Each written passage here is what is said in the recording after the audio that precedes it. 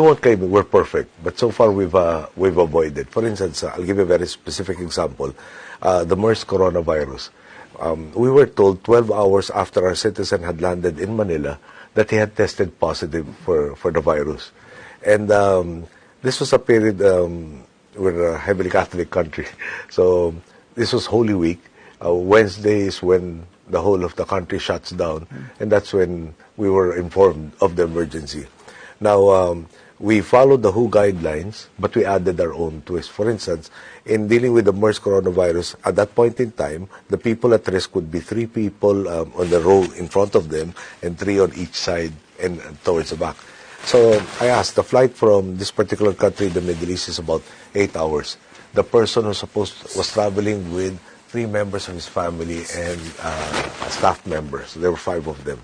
Now we're going to check on just the 3 people in the immediate vicinity. They never stood up to go to the washroom. They never talked to somebody in a different row, etc. Because MERS is supposed to necessitate direct physical contact.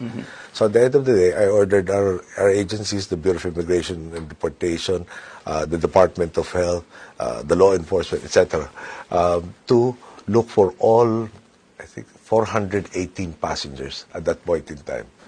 And we were successful. The guy was a medical professional. He had limited contact. Bottom line was, when we found him, we had him tested again, and he became negative for the virus. So I asked our doctors, I just want to share that, are our test methods different from where he came from? Sir, there's only one test. How can he be positive there and negative here? Our test kits are out of date. We just finished the WHO inventory. So what happened? Perhaps the disease had already coursed through him. But the bottom line was, even in a period of time where government was also shut down, we had enough people to be able to trace practically everybody and to refine the systems on how to monitor people entering and leaving the country. In the Ebola, we had peacekeepers in Liberia when the Ebola epidemic